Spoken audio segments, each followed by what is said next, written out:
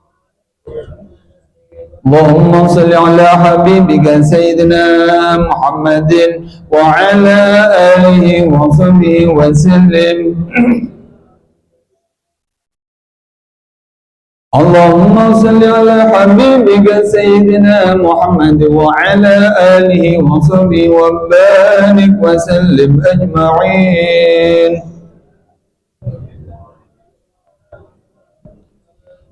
الفاتحة. أعوذ بالله من الشيطان الرجيم. الحمد لله رب العالمين. آمين آمين يا الله يا رب العالمين. بسم الله الرحمن الرحيم. الحمد لله رب العالمين. اللهم صل وسلم على سيدنا محمد وعلى آله وصحبه وبارك وسلم أجمعين. اللهم صل وسلم على سيدنا محمد في الأولين وصل وسلم وبارك على سيدنا محمد في الآخرين وصل وسلم وبارك على سيدنا محمد في كل وقت وحين وصل وسلم وبارك على سيدنا محمد في الملأ الأعلى إلى يوم الدين.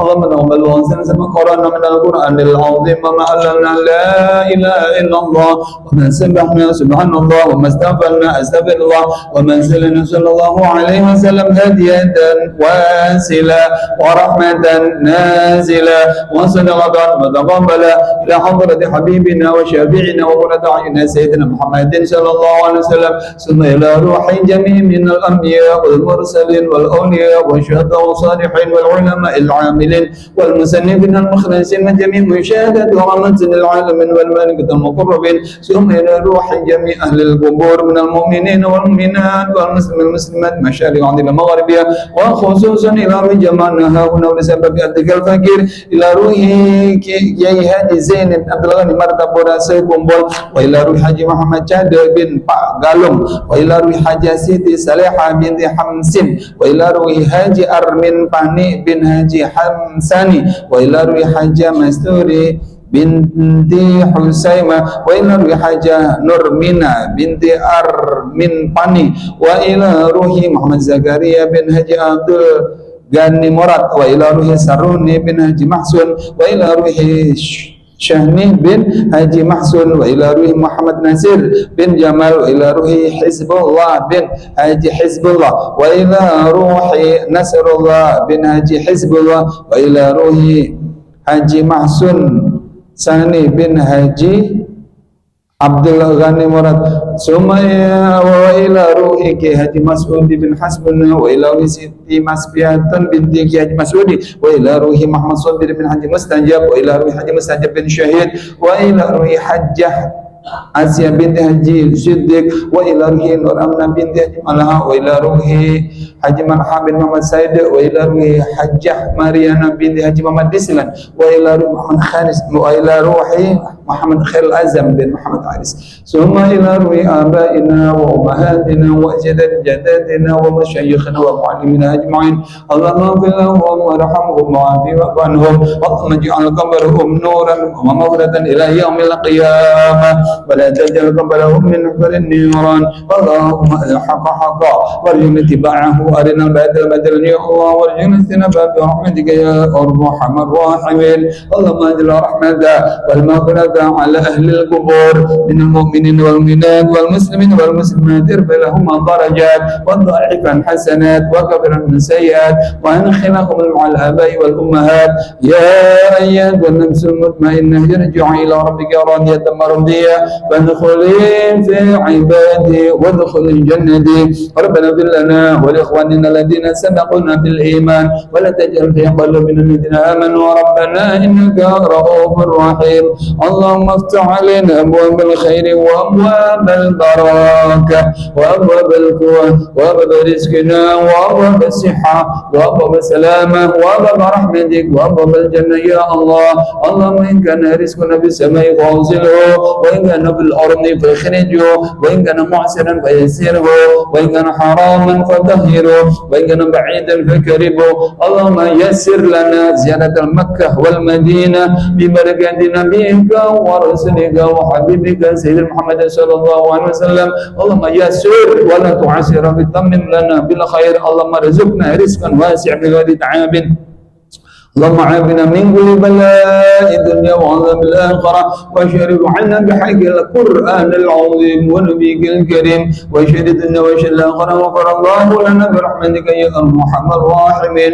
ربنا آتنا في الدنيا حسنة وفي الآخرة حسنة وقنا عذاب النار.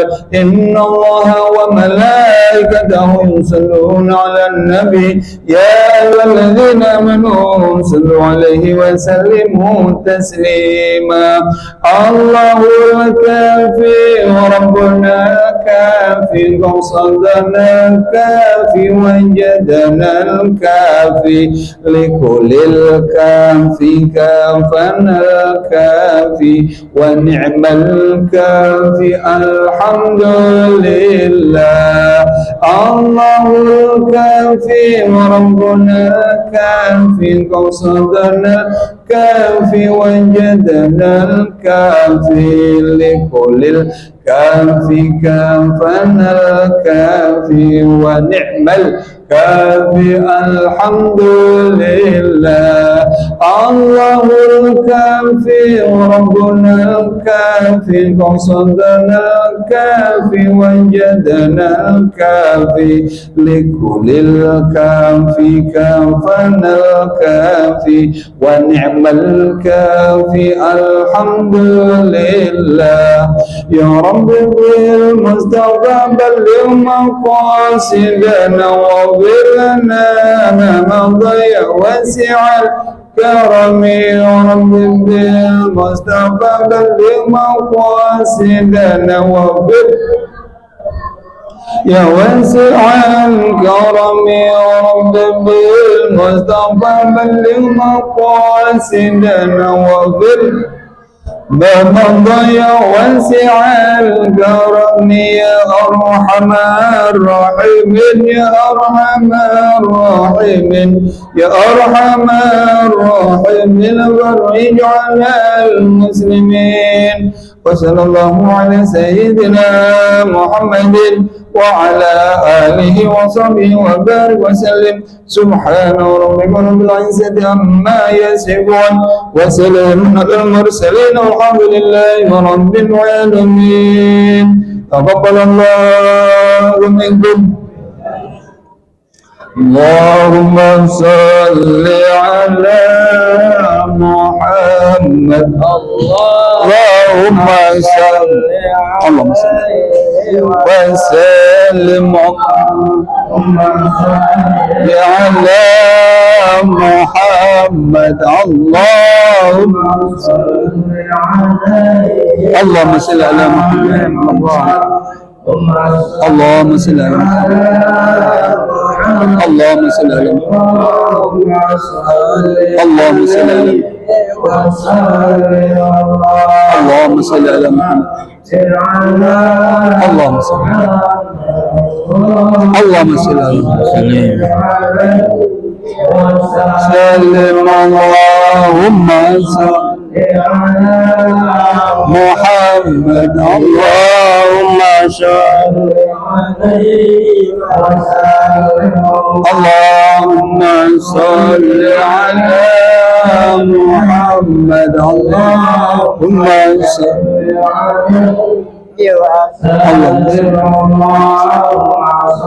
اللهم صل اللهم صل على محمد.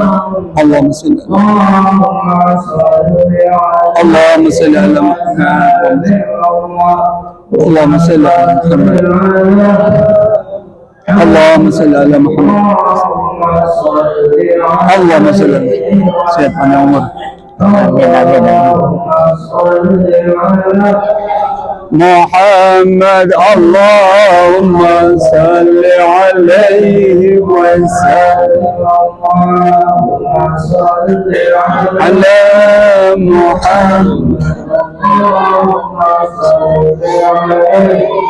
اللهم صل عليه وسلم على محمد. اللهم صل على محمد. اللهم صل على محمد. اللهم صل على محمد. اللهم صل بارك محمد.